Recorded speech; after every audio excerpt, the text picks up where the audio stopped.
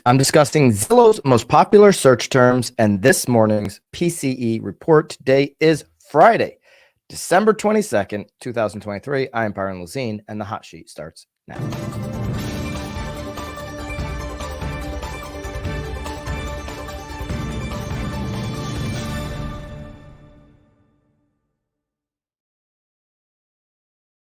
Okay, for one last time in 2023, let me know in the live chat which market you are tuning in from. Thank you for tuning into so many of these throughout the year.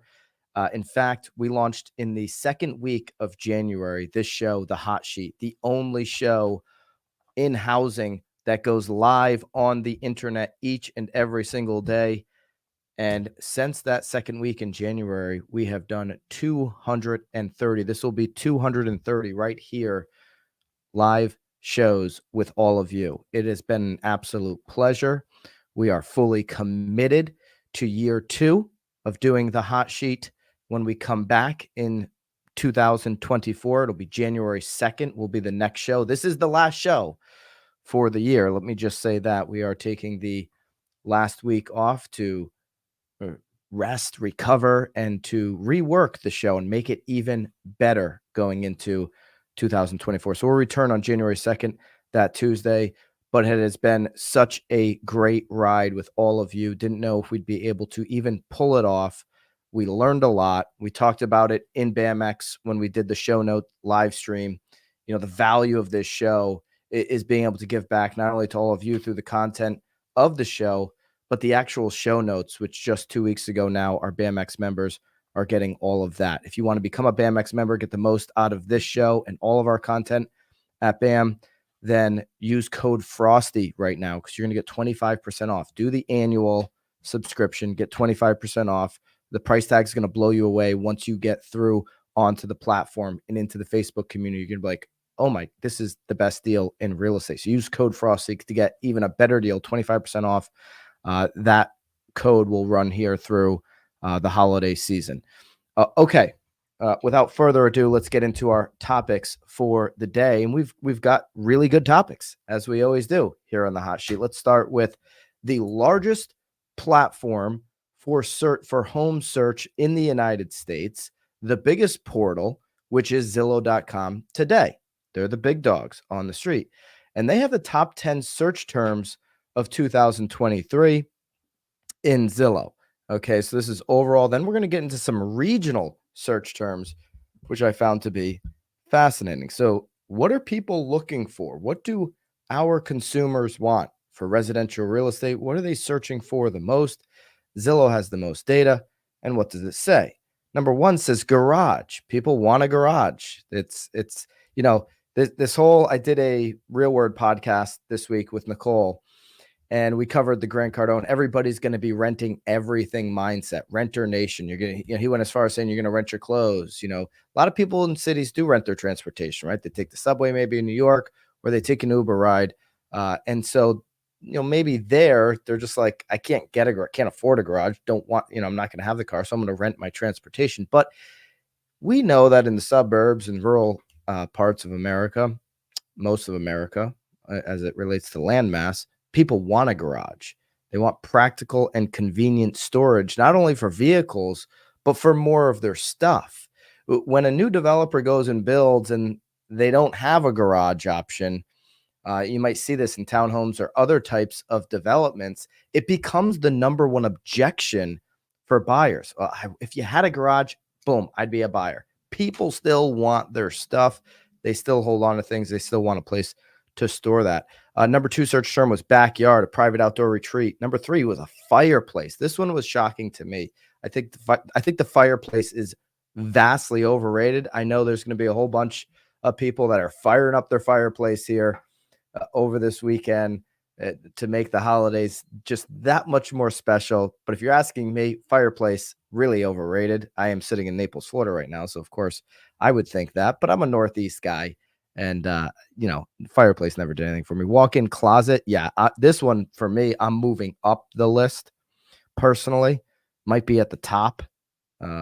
Space and organization for indoor storage. I love a walk-in closet. Patio, an extension of indoor living for outdoor relaxation. Open floor plan is at 6. Maybe would have thought that was higher. Pool, that's going to be area dependent, I believe. Family room, basement, and granite counter. So there's the top 10 search terms for Zillow. What did they miss? Let me know in the comments below what Zillow missed on that. What are you hearing in your market as from consumers as things that they want? Now, here are some of the top obsessions in or notable top searches in a couple different areas across the country here from Zillow. So New York is obvious there. It's the doorman. In Charlotte, it's the fireplace. Okay. Okay, Charlotte. I know it gets cold in Charlotte in the winter. So maybe they just want to reminisce about summer, the all winter, need that fireplace. So for Charlotte, it is the fireplace. Atlanta's all about those double vanities. Don't want to be sharing sink space. Nashville, the covered porch. That is so Nashville. Okay, the covered porch, maybe a lemonade, or maybe Nashville would be more suiting to have one of those spiked Arnold Palmers. Down here where I'm sitting right now in Naples, it's tennis courts. I might have thought pickleball courts. Pickleball scene, everybody's all about that down here, but tennis is still enormous, obviously. San Antonio, that eat-in kitchen. They want to be, doing the breakfast right there. Eat-in kitchen. Colorado Springs has mountain views as one of those notable search terms. For Seattle, they want water views. San Francisco, city views. And then Los Angeles is central heating. Now, Zillow has also identified 30 of the largest cities, or actually 30 notable cities, I guess, as they would call it. And they've got the most searched features by city. If you have a city, drop it into the chat. We can have a little bit of fun with this and go through a couple of them.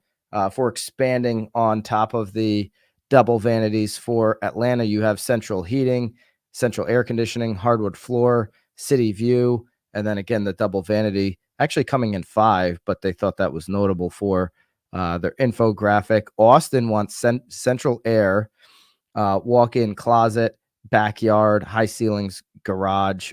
Charlotte has the fireplace at 4. Open floor plan comes in at 5. Walk-in closet 3. Central air and central heating are 1 and 2. So Charlotte, all about that heat. It gets cold there. Chicago, hardwood floor, still trending on the hardwood floor deal in Chicago. Central air is basically going to be on the list for everybody. Everybody wants central air at this point. You can't have a house at this point and not have central air. Right? This does play into like new product is needed across this country, because there's a bunch of product that you can't even, when I'm thinking Northeast, I'm thinking some areas, there's a bunch of product, housing product that you can't even really do central air to. Everybody wants central air. Everybody should have it. Everybody needs it. All right. I think we had Alexandria, Virginia. Let's see if it's on the list. They've got 30 locations here.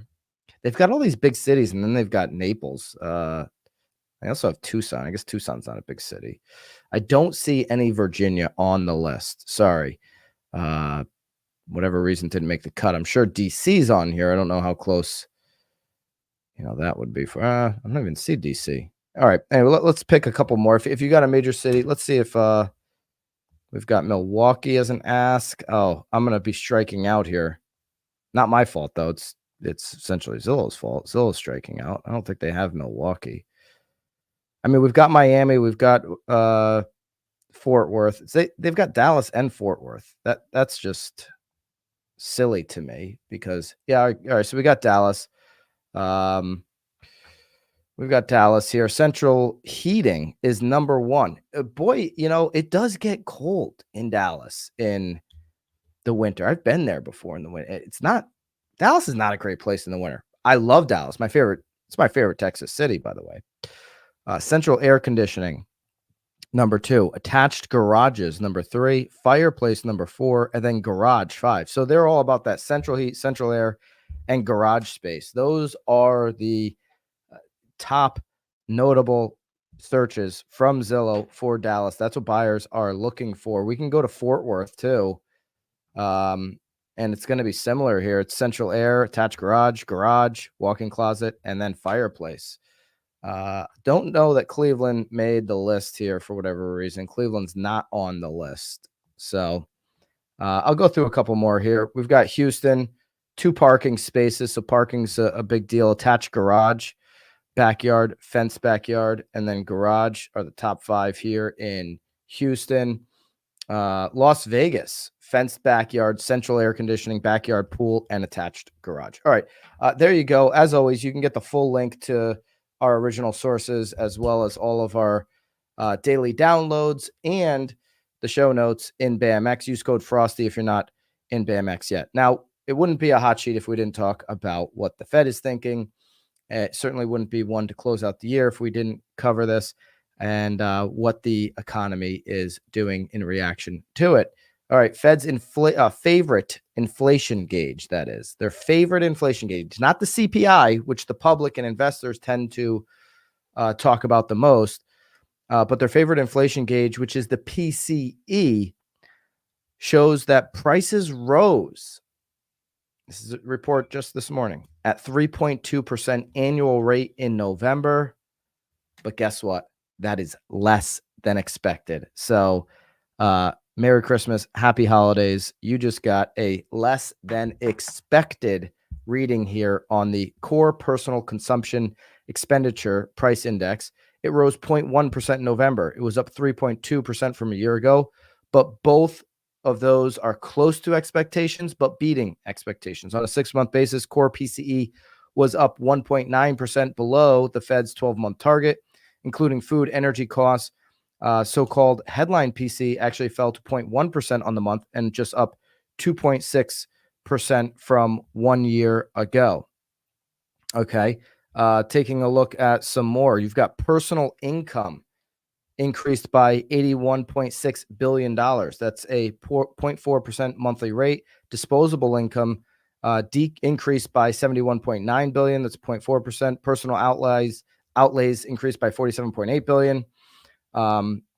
Compensation and personal income receipts on assets increased, driven by private wages and salaries, services producing industries and goods and industries. Consumer spending increased $46.7 billion in November, driven by increased spending on services, housing and utilities, food services, offset by a decrease in spending on goods, gasoline, and other energy goods. So we saw that in CPI, where the energy costs did come down. Okay.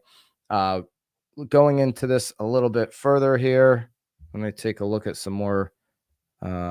Here's a chart here for your personal income and outlays for November of 2023. The income again increased $81.6 billion, 0.4% at a monthly rate in November. Disposable personal DPI, less personal current taxes increased just to 71.9. That's 0.4%. Personal savings was $839.8 billion in the personal saving rate. Personal saving as a percentage of disposable personal income was 4.1% in November. So there you go on PCE. The big headline there is that we ended up beating expectations. That's a good thing, and we'll see obviously how the market reacts to that. So far today, as we open up, the Dow is up. It looked like yesterday maybe the Dow could close after this, 8 straight winning streak, that the Dow could close maybe a little bit down. But investors seem to like today's news with the PCE. Shows a consistent decline here in inflation, and you're seeing that the market is reacting today with the Dow and the NASDAQ, S&P all up here to start the day. Here's a quote. The Federal Open Market Committee is not yet ready to declare victory on inflation, but the outlook is much better than it was just a few months ago. This is the chief economist at PNC Financial Services. The slowing in core inflation opens the door for Fed funds rate cuts in 2024. The timing will depend on core PCE numbers over the next few months. So this number here today, where we came in at, is the start of that momentum, hopefully. Okay, that's the hope here, that is the start of the momentum. market, I guess, tends to believe that it is and is reacting to that this morning. We also have a 10-year that is now below 3.9 at 3.877, coming down just a tick there. Yesterday, we had a 30-year fix, which is staying stable. The stability here is unbelievable. I mean, look at these last 6 readings. You got 6.66. Don't love going into the weekend. We're not going to get a reading today on the 30-year fix. This is what we're going into the weekend on. Just superstitious reasons. Don't love 6.66, but that's what we got. And it shows stability. Okay, 6.64, 6.64, 6.65, 6.64, 6.62. Those are the last 6 readings. So we're finally seeing stability well under the 7 handle. And the Freddie Mac 30-year fixed weekly survey came in yesterday at 6.67. So very, very consistent, stable numbers as long as the 10-year continues to sit where it is and maybe even go a little bit lower. We should continue to see that. The graph here as of late is beautiful as we're on the downside of that increase. Hope everybody here has a great holiday season. Again, we're taking next week off.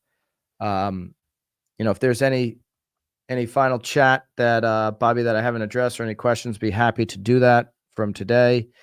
But really just want to thank all of you for being a part of this show. Again, it's been 230 episodes live on the year here in 2023. We're coming back starting on January 2nd in 2024. And we're going to continue to do this show, continue to take it to the next level. We have some thoughts about how we're going to make this show even better in 2024. Just 2 weeks ago, we started releasing the show notes from this show. In the future, we plan on creating email templates and other templates off of those show notes for our BAMX members. So you've got that holiday code Frosty to get into BAMX with the massive discount of 25%. And we are just thrilled to be able to do this with all of you guys. I do see a question, but it's on a small screen, so I'm going to move it over. Do you actually turn off your phone when you take time off? I mean, this is the debate for agents, right? Do you turn your phone off and risk, losing an opportunity? Me personally, I kind of turned my phone off. I did it last weekend when I was away in the Virgin Islands. When I'm in the Virgin Islands, that's my happy place. November, December, I try to get down there once or twice. And I really do try to check out when I'm down there. Thanks for our guest mods who were able to pick up the hot sheet when I was gone. I mean, this week I'm going to be taking some time off from the show, but I'm technically still going to be working on some ways to make this show better and everything else that we do at BAM. But that is the dilemma right there for real estate professionals. Do you turn your phone off? What do you guys do? I rarely turn my phone off. I'm sure most of you guys as well.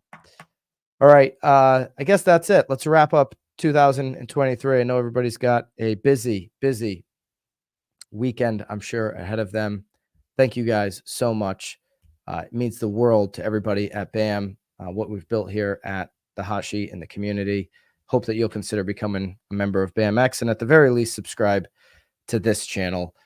We will be taking Knowledge Brokers podcast off today over on the other channel, but we will actually be back next Friday for a year-end wrap-up. And then we have a big surprise to start the year on Knowledge Brokers as well.